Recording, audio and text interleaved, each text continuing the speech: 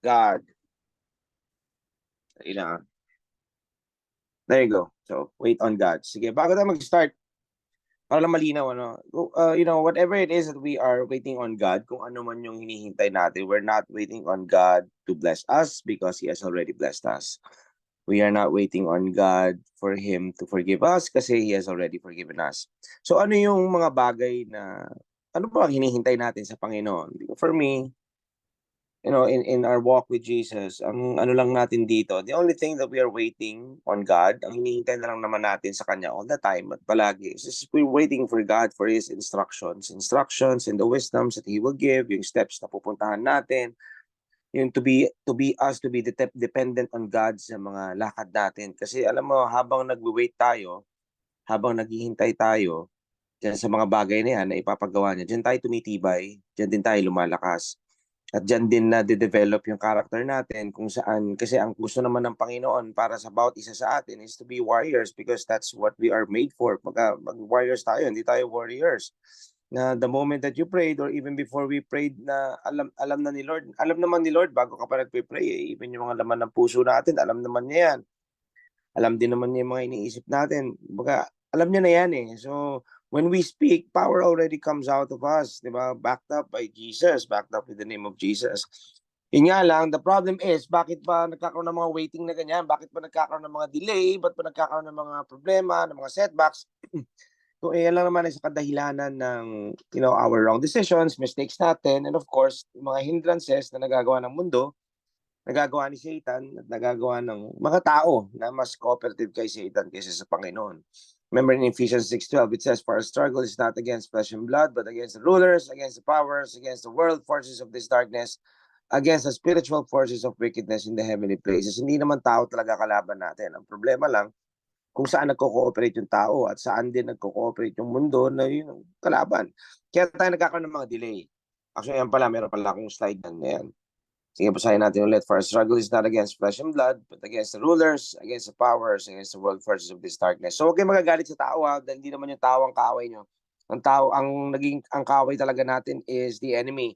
Kasi yan naman ang gumagawa, yan din nag-i-inject ng hindi magagandang kaisipan sa mga tao, kaya nagagawa nila yon. At minsan, nagagawa nila yan sa pamamagitan ng minsan mga malapit sa atin sa buhay, mga mahal natin sa buhay, nagagamit din sa mga ganyang pagkakataon. Pero kung nakikita natin, if we can just see past through it, na nalalaman natin hindi pala sila.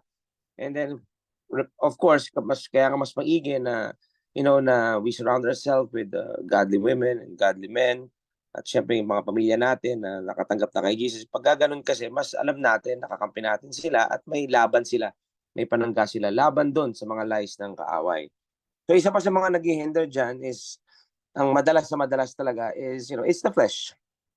It's nothing but the flesh. Kasi yung flesh, ano bang gusto ng flesh? Ang gusto kasi niya lagi, ngayon na, nagmamadali yan, flesh wants it always now na, mabilisan. Pag tumatagal, lalong naiinis yan. So, ngayon, gagawa ang flesh na masasabayan naman ng enemy, kung saan ang enemy ang gagawin yan is, bibigyan ka ng mga almost good, bibigyan ka ng mga, hindi naman talaga yun yung best ng Panginoon, pero mukhang maganda. So, doon natatanggap natin, kaya nagkakaroon ng problema. At yun din yung nagiging dahilan, dahil isa lang naman ang gusto ng kalaban, is for us to quit. Yun lang naman ang gusto niya eh. The more he is able to delay it, mas malaki yung possibility na umayaw tayo. Kasi syempre isipin natin na wala naman pala tong pangako niya, hindi ka naman pala makita eh. Yun naman ang goal niya, yung mawalan ka na ng gana, mawalan ka na ng enthusiasm sa Panginoon, na iniisip mo na mawawalan ka na rin ng tiwala kasi feeling mo hindi ka naman pala talaga niya narinig, na hindi ka naman pala talaga blessed.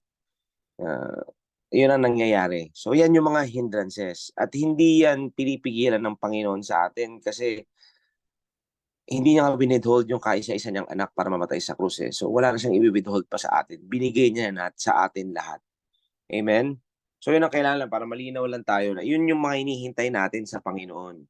Pero ang importante, maging buo sa puso natin na kapag sa Panginoon nanggagaling ang biyaya, pag yung blessing na yan o yung pinag-pray mo na yan, alam mo naman, lalo na pagdating sa biyaya, pagdating sa blessings, He never adds sorrow to it. So pag nakikita mo nawawalan ka ng peace, tapos parang, parang mali ata, balik ka lang naman, repent ka lang naman, balik ka lang sa Panginoon. Let's go to the next verse, Isaiah 40 verse 31 is the core verse for tonight. Isaiah 40 verse 31, it says here, but those who wait on the Lord shall renew their strength. They shall mount up with wings like eagles. They shall run and not be weary. They shall walk and not faint. Let me just read that in the Amplified Version. It says, the next slide, but those who wait for the Lord, who expect, underline yun, who expect. If you're waiting, you're expecting. Okay, hindi ka pwedeng naghihintay lang na parang wala lang na, okay lang, upo lang muna ako dito, steady. Pahinga lang konti, hintay-hintay. Kung wala, di wala. Hindi. When you wait on the Lord, when you wait for the Lord, you are expecting. And you're also looking. And most of all, you are hoping. Yung hope na yan, hindi yan yung world hope na bato-bato sa langit. Anong tawag ko ron? Parang hope na kung ano lang, baka sakali lang, hagis lang, putok mo lang, parang kung sa baril, putok mo lang, hindi ka naman umaasa. Alam mo yung wala kang target. Pero ito, we hope. At yung hope natin, walang iba kundi nasa Panginoon. So sinasabi dito, you who look for God. So in whatever circumstance that you may be in, if you're looking for God and your hope is in Him, ang sabi dito, shall change and renew their strength and power. They shall lift their wings and mount up close to God as eagles mount up to the sun. They shall run and not be weary. They shall walk and not faint or become tired. So if you are waiting on the Lord, nag-expect ka, hinahanap mo siya, ang pag-asa mo nasa Kanya. Sinasabi dito, lumalakad ka, hindi ka mapapagod, hindi ka rin aayaw, hindi ka bibitaw. Tumatakbo ka man, hindi ka rin napapagod. Amen? Nakasteady ka dun sa pinapagawa niya sa'yo. Hindi ka rin nagmamadali. Mukha mang mahirap, di ka rin naman napapagod. Bakit ka mo? Kasi yung pag-asa natin, yung hope natin, nandun sa Kanya. Nakatingin tayo sa Kanya. Sometimes, minsan may mga, no matter how bad the circumstance is, kapag may mga sitwasyon na talagang medyo hindi maganda, you look left and right, parang wala, parang, pero talagang nandun yung hope mo sa Kanya. Sabi ko siya, kahit napakaliit niya, nandun ka tumingin at nandun ng Panginoon, tinuturo niya sa'yo na ito yun, lalakit-lalaki yan, hanggang sa maging makita mo yung big picture on what is the next thing that you need to do, o kung anong pinagagawa niya sa'yo. Kaya sabi ko nga sa inyo, we have to understand na yung sabi ko meron tayong flesh, there's the flesh. Kaya minsan hindi natin maiwasan yung urge na ngayon na gusto ng flesh di ba, na ngayon na hindi pa pipigil yang gusto niya. Alam kasi ni Satan niya, yung gagawin niya yan, diyan ka aayaw diyan ka maiinis. So dapat wag tayong bibigay sa ganun. Sabi ko nga kayo na binibigyan kanya ng almost good, pero hintayin natin yung good na bigay ni God. Amen. And sometimes kasi hindi pa na, here's the thing, binibigyan tayo ng Panginoon steps and stages. Yun yung sasabihin ko sa inyo. Minsan kasi may mga wisdom na gusto niya nang ibigay sa atin, pero at that moment of time or dun sa oras na yon, parang hindi pa handa yung isip mo para mag-grasp yun. Even in the Bible, there is progressive revelation na tinatawag na pag naintindihan mo to, and then the more you read it, the next time, parang yun mo yun, mas lumalalim, mas naiintindihan mo, mas may binibigay na approach ng Panginoon sa'yo kasi mas handa na yung puso at isip mo para mahawakan yun at mabuhay sa yun. And remember, kingdom things take time. We have to remember that. Di ba, may seed time and harvest dito sa kaharian ng Panginoon in the kingdom. Kaya nga, di ba, yung farmer, natandaan yung farmer, the farmer plants, hindi naman niya alam what happens, pero alam niyang may harvest.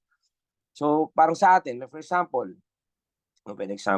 sa marriage, di ba, if you're not planting, wala ka naman tinatanim, paano ka mag-expect ng harvest? So, sa marriage, if you are not planting seeds of good things sa spouse mo, or plans of affirmation, yung love language ng asawa mo, inaalam mo ba? Are you of service or do you still, up until now, you still want to do it your way? So, kung wala kang napaplant ng ganyan, paano ka mag-expect ng harvest?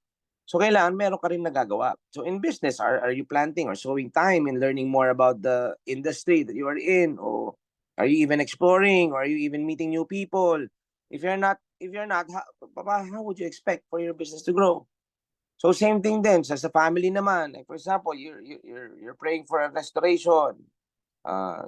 Maybe nahiwalay ka sa asawa, kung hindi naman, maybe there's a daughter or a strange daughter or son, nagrebelding anak or whatever. Are you giving your time? Are you giving your understanding? Are you giving your love, the love of Jesus that you have? Kasi if not, how would you expect? How can you expect? Remember, the thief comes to steal, di ba? Anong ginawa ni Jesus? Jesus came to give. The thief comes to kill, Jesus came to give life. The thief comes to destroy, Jesus came to create. So create what? New things in your life. Yun yung ginawa niya. Kaya nga new creation tayo. Yung luma natin, nawala na, namatay na, pinalitan ng bago. At yung bago na yun yung bagong binuo ng Panginoon. Kasama ang puso natin na binigay niya, bagong-bago. So kasi nga, bakit? Sablay yung luma eh. So I tell you, prepare for the harvest. Malalaman mo naman yan, nagpe-prepare ka. Bakit? Kasi alam mo nakapagtanim ka. Amen. Ngayon, kung hindi mo, alam mo hindi ka naman nakapagtanim, so ano expectin mo? Nakatunganga ka lang dyan. Para ka nag-aabang ng, pag may parang kunyari sa isang magsasaka na may nakakita sa magsasaka, ang ginagawa mo dyan, kita ako ng harvest. Ano tinanim mo? Wala. Parang labo, di ba? Amen. So kailangan meron ka rin na itatanim. And ang kagandahan niyan, like right now, we're already planting seeds of Word of God in our hearts. Nangyayari ngayon yan. At the same time, kapag na-plant natin yan, nakikita natin yan, nilalakaran natin yan, that's the time na nabibigay ngayon ng revelation ng Panginoon sa atin on what to do next. Doon ngayon tayo nakapag-plant ng seed sa ibang tao. Amen? So season of planting and season of harvest will come. So itong kailangan nating malaman. The Lord is always ahead of us, preparing everything. Pero pagdating dun sa, alam mo yun, punta tayo dun sa punta tayo dun kay Elijah. Tandaan nyo sa 1 Kings 17, di ba kay Elijah? Even before Elijah went there to be fed by the ravens, alam nyo, nauna naman nag-utos na yung Panginoon, di ba? Di na tayo pupunta ron sa verses. Gusto ko lang i-remind sa inyo, I know you know your Bibles naman, magbabasa naman kayo. So, matatandaan nyo itong binabanggit ko. Tandaan nyo, nag-utos naman na kagad ng Panginoon, di ba, na may magpakain sa kanya doon. Pero ang kailangan lang, pumunta siya doon. So, hindi ibig sabihin na hindi naman siya hinintay ng Panginoon na dumating doon eh. Nauna mo na yung utos na may provisions doon. Nakuha nyo ko? So, whether Elijah followed or not, yung mga ravens, nagdadala ng pagkain doon. So, ang nangyayari sa atin, minsan ganyan. That's how God blesses us eh. Nagbe-bless siya ng wisdom sa atin. O, punta ka na doon, tapos ka na dito. Your season here is over, you go there. Okay? No, ngayon, minsan parang okay pa ako dito, parang ito dapat ako, parang nandito dapat ako. Ito dapat yung trabaho ko, ito dapat yung negosyo ko, or whatever, ito dapat yung ginagawa ko. Sinabi ni Lord, nandun ka. It doesn't mean na hanggat di ka pumunta ron, wala yung provision doon. Just imagine na sa dami ng provision na naghihintay sa'yo, pero ayaw mo pumunta ron. Pero at the time na pumunta ka, nakita mo punong-puno na. Magugulat ka na, ito pala, dapat pala, noon pa ako nagpunta. Nakuha niyo ibig ko sabihin? Parang ganoon din yung kay Elijah na nangyari. So, pagdating doon, yung provision mo, naipon na, nandun na pala. So, ang kailangan mo lang, ihakbang mo yung paa mo na sumunod ka kagad. Lagay natin sa isip natin na it's the waiting kasi na nagiging problema sa atin. Kumbaga parang pag naghihintay ka, parang minsan hintay ka lang ng hintay. Hindi ka na naghihintay. Kung ano mang hinihintay mo, ang hinihintay mo ba yung blessings o ang hinihintay mo yung sasabihin ng Panginoon sa'yo? Nakuha niyo ako? Ito lagay natin sa isip natin. While waiting, habang naghihintay tayo, God is always straightening the path for us. Kumbaga, andyan sa waiting na yan, sinabi ng Panginoon, gawin mo. Ito muna, sige, steady ka lang muna dyan. Wala pang sinasabi sa'yo, Panginoon. So, do what you do best. Kung ano yung huling sinabi niya sa'yo, gawin mo lang yun. You have the spirit of excellence. Remember Joseph, hindi naman siya overnight na naging second in command, di ba? He was doing his best. So be best on what you do. Kasi yun ang binigay sa'yo ng Panginoon. Amen? Alam mo ito sabi ko, this message tonight, I don't know who needs to hear this tonight, but ang gusto lang sabihin ng Panginoon sa inyo ngayon, alam niyo kung matagal na kayong naghihintay, somehow, the good news is, right now, I'm telling you, your time is coming. Actually, baka mamaya meron sa inyo dito, your time is already, dumating na yung oras nyo. Ang problema, hindi mo nalalaman na nandiyan na pala sa harap mo. Ayaw mo lang kilusan. At kung wala man dyan, I just want you to be expectant. Expect mo yun, na yung God's promise, ang pangako ng Panginoon, it always comes to pass. I pray that you have this revelation tonight na maging totoo sa puso ninyo, na yung promotion mo, yung breakthrough mo, yung tamang tao na makakatulong sa iyo, yung right resources, o anumang pangarap yan, whatever dream that you have, it is coming to pass. And the Lord always shows you naman, hindi naman nakikipagtaguan ng Panginoon sa atin na ihintayin ka muna niya umiyak bago niya ibigay kung anong gagawin mo. Hindi naman agad-agad niyang gusto ipakita sa atin kasi napakahalaga sa kanya nung estado ng buhay natin. Kumbaga gusto niya kasi maging katulad niya tayo Kaya sabi ko nga, nung last time in one of my teachings, sabi ko nga, yung prosperity natin, napaka-importante rin sa kanya niyan kasi ang gusto niya, makita ng tao kung gaano tayo ka-prospered at kung gaano tayo ka-blessed kasi nandiyan siya kasama natin. Amen? And these things, yung isang mga humaharang dito, kaya tumatagal yung mga ganyan sa buhay natin is, isa sa mga nagiging harang dito, no, maliban sa flesh, maliban dun sa, yan, so sa enemy, yan naman nagde-delay din yan. One of the things na nagpapatagal dyan is when we are in a place where na-stuck tayo. What do I mean by that? Like, somehow you're being stuck with the wrong people.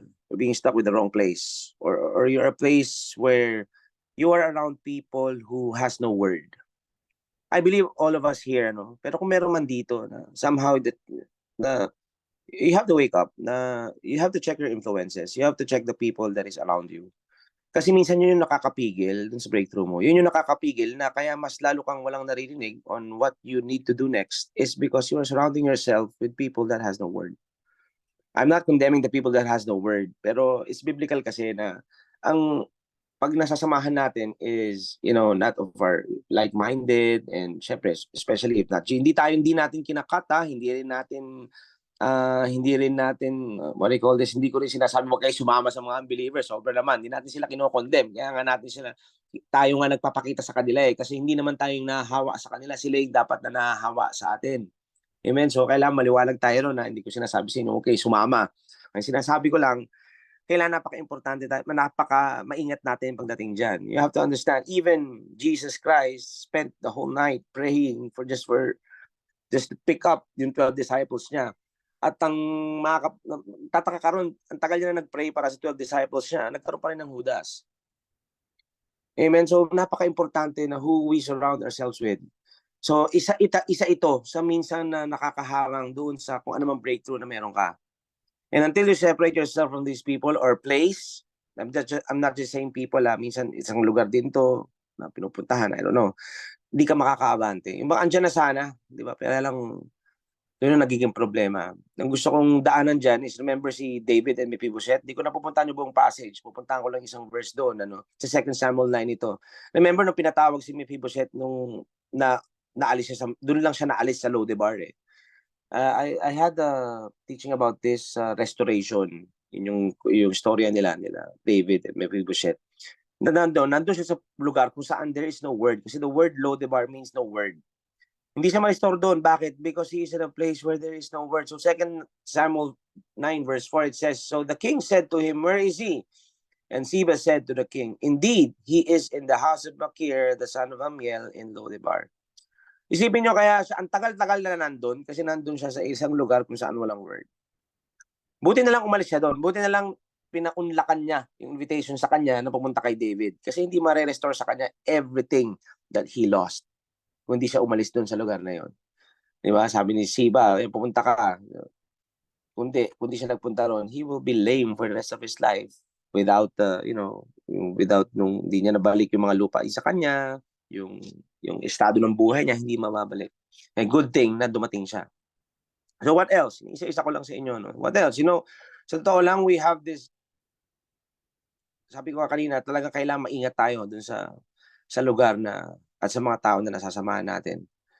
Hindi ko sinabi mag-cut kayo, ulitin ko lang hindi ko sinasabi mag-cut kayo or whatever, wala sa atin yan, Pero maingat lang tayo dun sa mga nasasamahan natin.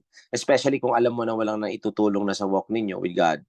You need to be with people who would encourage you and build you up and make you move to the right direction and eventually put you to the right place and right time where God wants you to be. Isa sa example ko rito is si Lot. Tsaka si Abraham. Genesis 13:14-15. Next slide.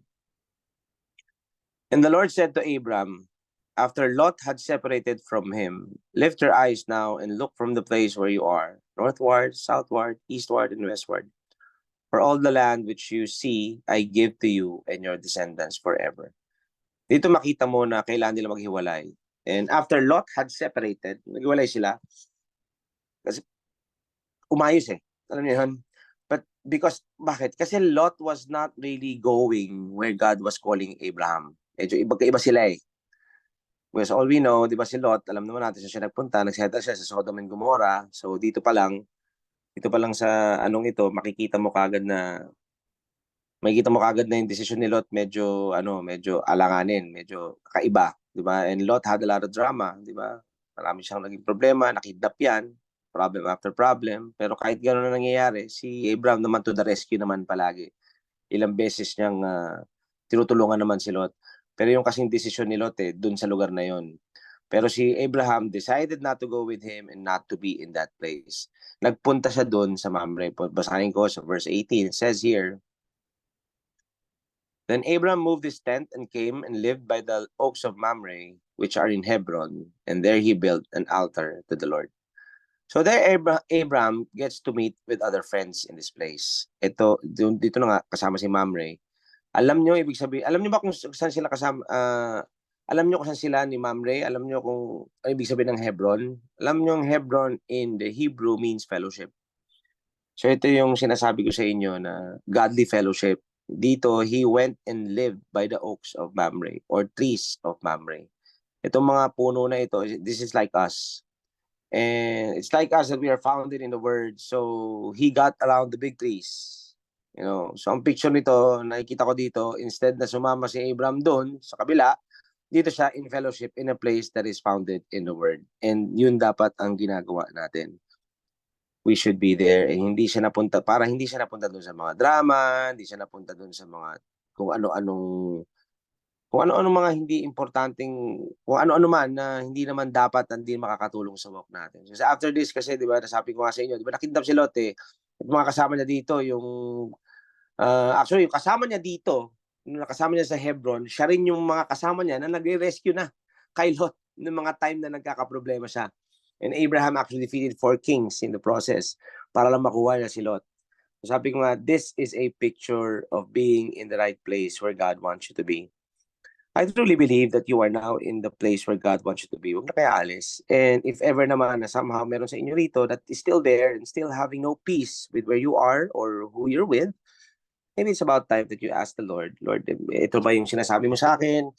Tanungin nyo, kayo nakakaalam niyan at siya ang makakapagsabi sa inyo, hindi ako. Amen? At yung timing din doon sa mga mahal natin sa buhay o kaibigan natin na gusto nating ma-rescue or gusto nating ma-save or gusto nating umayos. Ano? Once you have already been founded in the Word with the right people that is also rooted in the truth, maayos lahat yan. Especially if that person or that loved one is seeing the love of Jesus in you, it's gonna, the next thing you know, on board na yan. Maniwala ka sa akin. So just, continue to have faith, continue to hope in Him, continue to have confidence in the Lord. Amen? Pero lahat yan, dito sa story ni Abraham, di mangyayari kung hindi siya nag-decide to separate. I hope you're getting that. Ecclesiastes 3 verse 1. Let's go to the next verse. It says here, to everything there is a season, a time for every purpose under heaven. So sabi, there is a timing for every purpose under heaven. There are purposes that is already preordained by God. And meron naman na tayo, we have unique purposes. Kaya nga DNA na nga lang natin, we have unique, ultimate fingerprint natin. So may mga purpose ang Panginoon para sa bawat isa sa atin. Although lahat tayo, general purpose niya is to be conformed to the image of Him, pero meron tayong mga kanya-kanyang calling.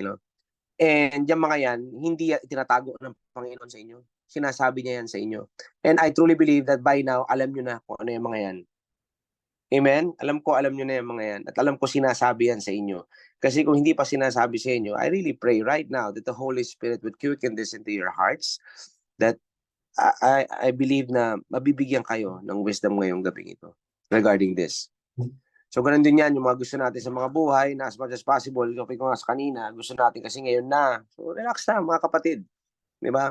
Kasi ang gusto ng flesh, ganun, laging tempt na mabilisan. Si Jesus, ganun din naman tinempt ni Satan, shortcut, di ba?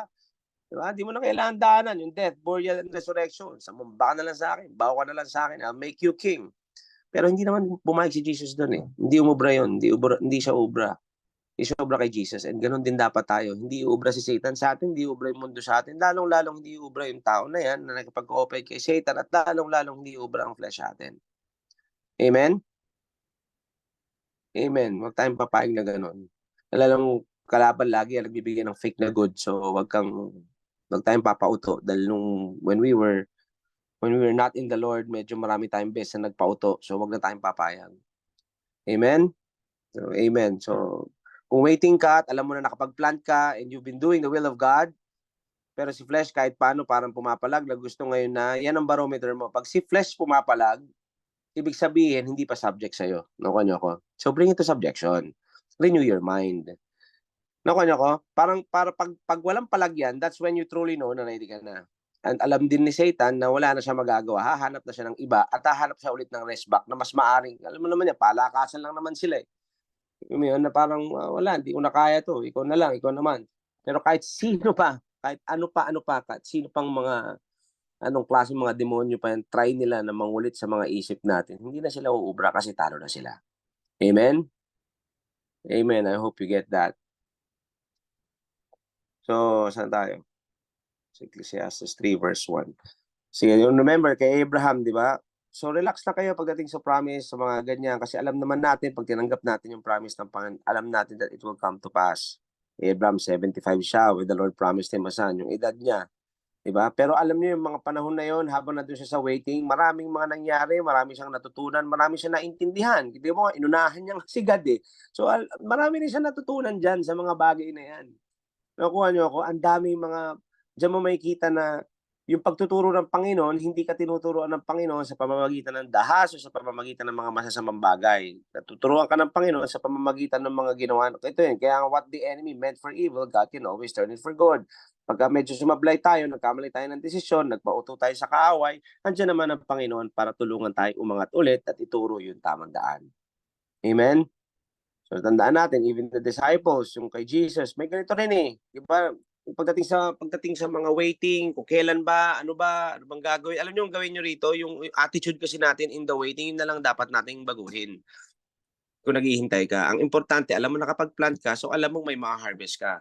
Mga disciples ni Jesus, ganun din eh. Nagtanong sila, kailan i-restore kingdom mo Israel? Ngayon na ba? Ano sabi ni Jesus? Acts 1:7. And he said to them, it is not for you to know times or seasons which the Father has put in His own authority. Even pagbalik ni Jesus, tinanong din mga disciples. And Jesus said, di niya rin alam. 24 verse 36, to Matthew, it says, but of that day and hour no one knows, not even the angels of heaven, but my Father only. So there are certain timings that God does not share with us. Why? Kasi pag sinabi na natin, alam mo naman tayo, masyado tayong pangunahin eh. Yun nga hindi pa sinasabi kung ano na ginagawa natin. Kaya nga nagbibigay siya ng mga wisdom, nagbibigay siya ng mga directives, isa-isa. Kasi kung binigay mo ng 5 ng sabay-sabay at uunahin mo na naman tong isa, iunahin mo ng ganito, diskarte mo na naman. Eh God wants us to depend on Him day by day. Amen? Alam niyo kung kailan yung mga time na mas tumitibay ka, ang nakikita, mas tumitibay tayo, mas yung character natin, mas naaayos. Nagugulat ka na lang, you're slowly being steered up to the right direction. Naayos tayo dyan, nalalagay tayo dyan, napupunta tayo dyan. Amen? I hope nakukuha na ito. Kumbaga, hindi niya pinatatagal. Kung merong mang nagpapatagal, tayo yun, yung kaaway. Paulit ko sinasabi, ano? Kasi yung nagpapatagal, madalas tayo eh. Amen? Hindi siya. So, di man natin makontrol ang timing, makokontrol natin palagi yung waiting. Ano ba yung attitude mo while waiting? Isaiah 64 verse 4, it says, for since the beginning of the world, men have not heard, nor perceived by the ear, nor has the eye seen any God besides you, who acts, yung gusto kong punta natin dito, who acts for the one who waits for Him. Are you perceiving this? I don't know about you, but I want to be the one who waits for Him, so I can see the things He prepared for me. Now, ano ba hinihintay natin? It's just, sabi ko nga sa inyo kanina, the only thing that we're waiting for God, yung hinihintay natin na gawin niya, is simply just instructions, directives, way, wisdom na ibibigay niya sa atin. How to move forward. Kung anong gagawin. Kasi yung wisdom na yon, yung directives na yon, yung power kasama na nun, yung provision nandun na. Yung equipping nandun na. Yung empowerment nandun na. Kasi blessed ka na eh. Nakuha niyo ako? Hindi niya maibibigay yung mga bagay na hindi pa natin kayang tanggapin. Hindi niya maibibigay kung di mo pa maiintindihan. Hindi niya maibibigay kung di ka rin lalo nakikinig. Di ba? Minsan hingi tayo ng hingi, tanong tayo ng tanong, may mga prayer tayo, pero nakikinig ka ba talaga sa sinasabi niya? O medyo nakasarado yung puso ng mga tenga natin? At tenga ng mga puso natin. Sorry, baligtad. Amen. But one thing's for sure, if you are eagerly waiting and acting, He is going to work all things for good for you. I'm going to read that in the Amplified Version. For from of old, on 64 verse 4, for from of old no one has heard nor perceived by the ear, nor has the eye seen a God besides you, who works and shows himself active. I want to repeat that again. Who works and shows himself active on behalf of him who earnestly waits for him. I don't know about you, but when I read this, actually, heard this from the Lord, this is saying that no one who waits for me na mapapagod. Kumbaga, pagka ikaw talagang naghihintay sa akin, I'll work all things together for you. I'll be active in your life. He is acting on our behalf. Mga kapatid, when you wait on God, yes, you have to run, but you don't get tired. Di ka mapapagod, you don't get weary. You still have to work, but it does not feel like work. Nakarest ka sa work mo. Why? Because you rest in Jesus. You're flying like eagles. Yung may effort ka, pero parang wala lang. Kasi everything just falls into place. Resources, divine appointments, etc. Hindi kayong, ano ba yan, ministry na naman, excited ka, hindi ka pagod. And I really thank each and every one of you na nakakasama sa mga missions. For those of you naman na hindi nakakasama, kasama pa rin kayo dyan. For those who sows in the ministry, kasama kayong lahat dyan. Yung mga kapatid, missions are no joke. Hindi naman din, ano yan, kumbaga, if you are in the flesh, you won't be able to survive. Diba? Kasi yung oras na binibigay dito, kapag nag-mission ka, yung oras, yung out of pocket sa gas expenses and food and lodging, and they give this out of their, out of their loves. Actually, ang ano pa niya, nakakatuwa kasi kapag ganyan ang ginagawa, and then yung mga pupuntahan ninyo, somehow may mga gagamitin ng tao na, that will provide, magbibigay ng ganito, magdadala ng ganyan. Doon mo makikita na, when you are in the will of God, hindi ka bababayaan eh. Alam mo yun, everything just, bigla na lang may darating, bigla na lang may ganyan. Amen? May mga nagagamit ng tao. Kasi may mga tao pa rin na of course, na that are cooperative to God. So, mas doon tayo tumingin kaysa doon sa mga tao na cooperative to Satan. Amen? So, doon natin makikita na hindi works. Nakakatuwa, this ministry has been overflowing with the love of God. At yun yung binibigay natin sa iba. Especially now, meron na naman Wanderlock for Jesus for those who are nakasama. Doon sa mga hindi nakakasama, doon sa mga dito lang nakaka-attend, kasama kayo lahat doon sa journey na ito.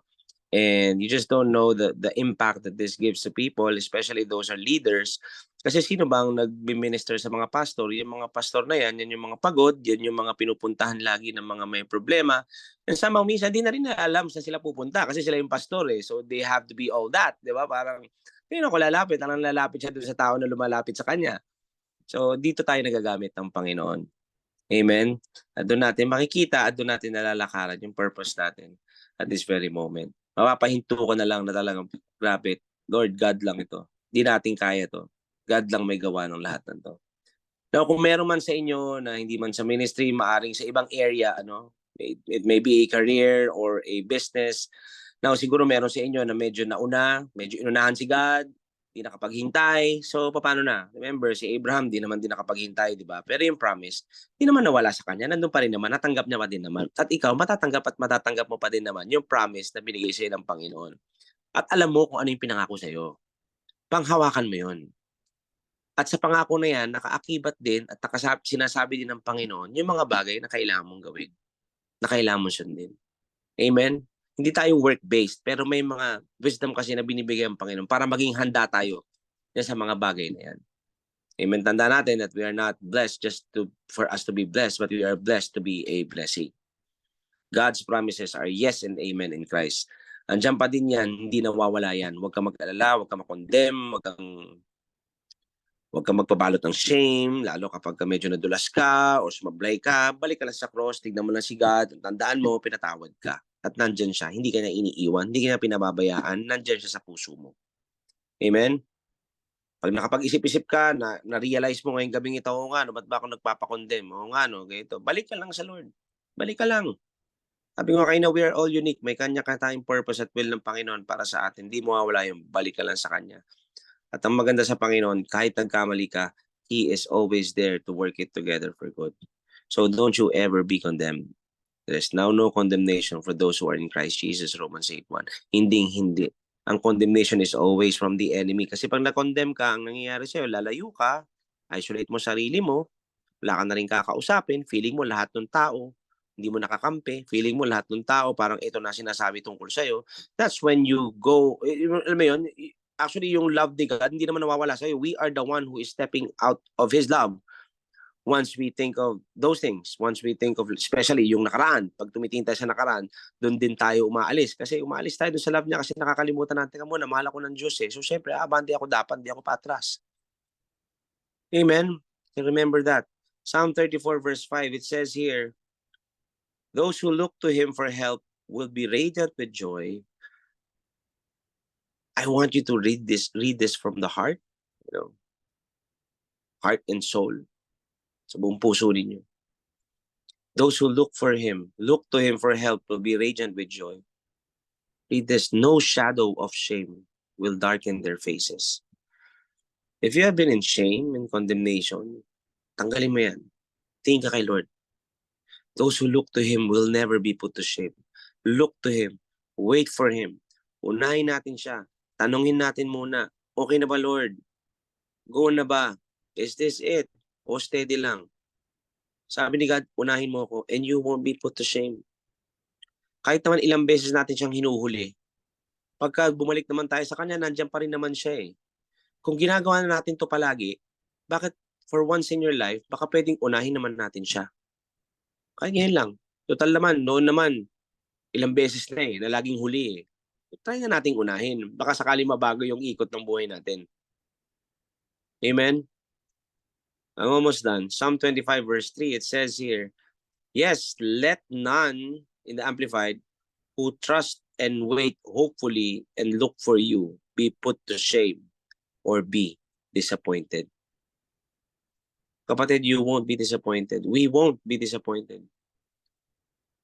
Bago ka kung kani-kanino lumapit, tawa ko doon sa isang kaibigan namin, pastor, meron siyang reel eh. Bago ka kung kani-kanino lumapit, okay, bago ka lumapit sa Bombay, lumapit ka kay Jesus.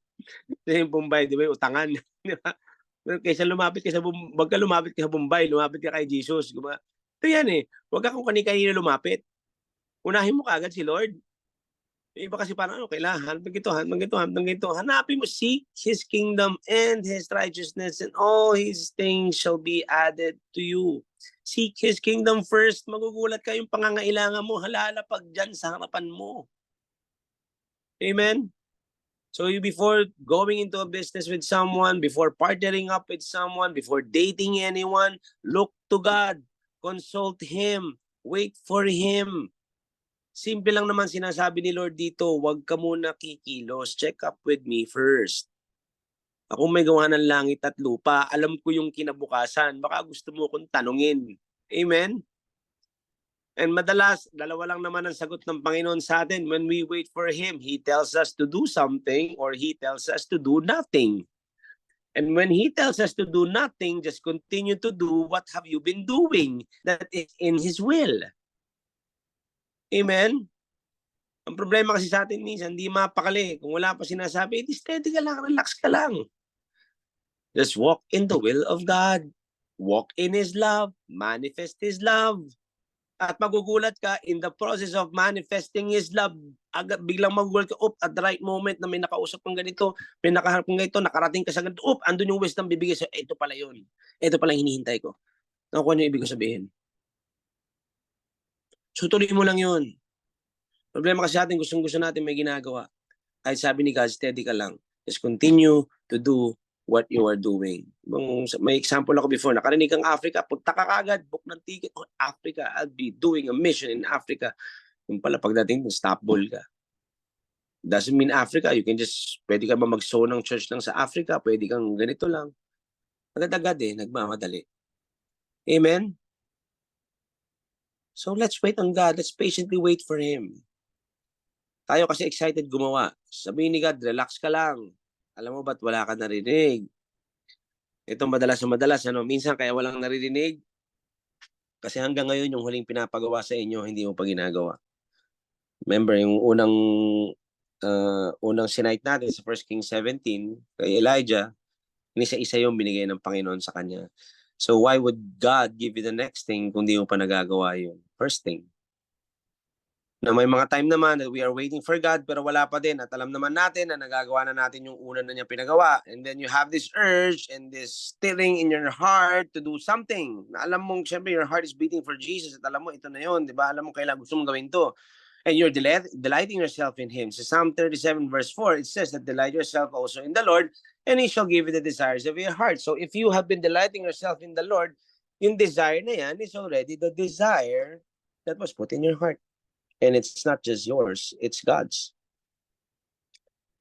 So it'll come to pass. Yung nasa puso mo, yan yung gusto ipagawa sa'yo ng Panginoon. Anong ibig sabihin nun? God is telling you, I trust you. I repeat it again. Ulitin ko. It's God, it's like God is telling you, kung yan desire na yan, nilagay niya dyan sa'yo, God is telling you that I trust you. Tiwala ako sa'yo dyan sa gagawin mo. Ang problema, madalas wala tayong tiwala sa sarili natin. Buti pa si God may tiwala sa atin, tayo wala. Ano? Now listen to this. Tingnan niyo si David, 2 Samuel 5 verse 19. Ito sinasabi ko sa inyo, when you wait on God. So David asked the Lord, should I go out fight the Philistines? Will you hand them over to me? David waited for God. What did he do? He inquired. Tayo madalas, sugod. Siya nag-inquire. Amen? Nag-inquire siya. Di mo alam, baka mamaya, sugod ka ng sugod, yung palang gagawin mo, sablay pala, o ito pala. Nakuha niyo ako? So wag tayong gano'n, nasugod ng sugod. So ano nga ulit sabi ni Lord, to those who wait for Him, He's going to work everything for us. So ano sabi kay David? The Lord replied to David, yes, go ahead. I will certainly hand them over to you. Itong dapat natin narinig sa Panginoon when we inquire of Him. Yes, go ahead. Go. Amen? And when you hear the word go, I tell you, go. And I have so many experiences of this. Natunay na narinig ko sinabi ng Panginoon, go. And I was never disappointed. Hindi ako pinahiyaan ng Panginoon. Nakita niyo daw, without a doubt, the Lord said, I will hand them over to you. In verse 25, it says, 2 Samuel 5 verse 25, so David did what the Lord commanded, and he struck down the Philistines all the way from Gibeon to Gezer. Victory was his because he waited for the Lord. He inquired of the Lord kung go ba o hindi. He waited for God. And I have my fair share of not been waiting for God for may mga pagkakataon din akong ganyan, So ang gagawin natin, balik lang tayo. And remember, pressure is not always of God. Pag minamadali kayo, may pressure, relax. It's not from God. Amen. So to us who wait, victory is also ours. Psalms 27 verse 14 says here, wait on the Lord, be of good courage, and He shall strengthen your heart. Wait, I say, on the Lord. You know, another meaning of this word that I found, I've shared this some of the Bible group before. Yung sub-meaning, it means to bind together. Yung waiting dyan. It means to be intertwined. It means to be bound up. So God is like saying, so yung mga waiting moment mo, like for example now, if some of you, or all of us here, I am in the waiting too. Mayroon din akong hinihintay sa Panginoon. Yung mga waiting moment natin na yan, He is intertwined with us. Hindi ka mag-isa naghihintay, kapatid. Nakayakap siya sa inyo. Kasama niya tayong naghihintay. Nakuha nyo? Kaya nga sa bawat ginagawa natin, andyan siya kagad. Kumakalabit, sasabi, nagna-nudge, na sinasabi, no, ito na, ito na, punta na dyan. Amen? I want to read this in the Passion Translation. It says here, here's what I've learned through it all. Don't give up. Don't be impatient. Be entwined as one with the Lord. Be brave and courageous, and never lose hope. Yes, keep on waiting, for He will never disappoint you. So parang keyword for tonight na parang pinapaalala ng Panginoon sa atin, sa bawat isa sa atin, na hindi niya tayo i-disappoint. So keep this in your mind, keep this in your heart. Hindi tayo mapapahiya sa Panginoon. Sinasabi ng Panginoon, akong bahala sa inyo. So tonight, this is what I have for you guys. Waiting on God means seeking Him, you inquire of Him, you trust Him, you look to Him, be entwined with Him. Kasi in the waiting, kasama natin siya. Iisa tayo. So I'll end with this verse in Galatians 6 verse 9. Two translations, babasahin ko first in the New King James, and let us not grow weary while doing good, for in due season we shall reap if we do not lose heart. In the Amplified, let me just read. Last slide. And let us not lose heart and grow weary, and faith in acting nobly and doing right. For in due time and at the appointed season we shall reap if we do not loosen and relax our courage and faint. Amen? So, amen. That is what I have for you guys tonight, and I pray that you got something from it. I pray na may kinausap din kayo ng Holy Spirit sa pamamagitan ng message na ito. That's it. Thank you. God bless.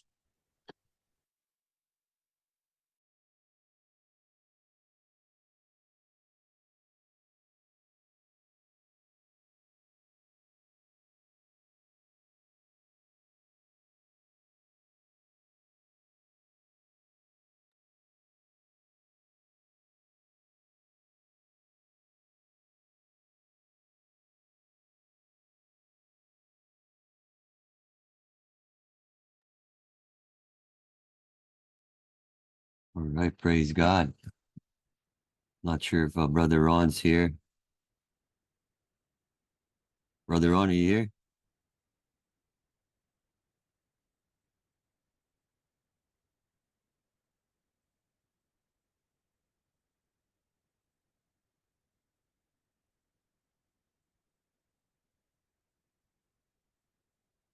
I'm not sure if Brother Ron can talk, but thank you so much for that reminder, Pastor Macho.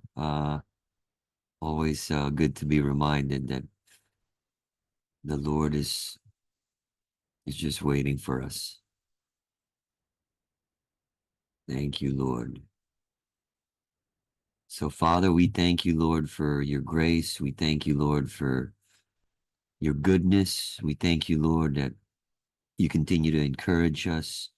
You continue to strengthen us. You continue to teach us not to give up in doing what is good.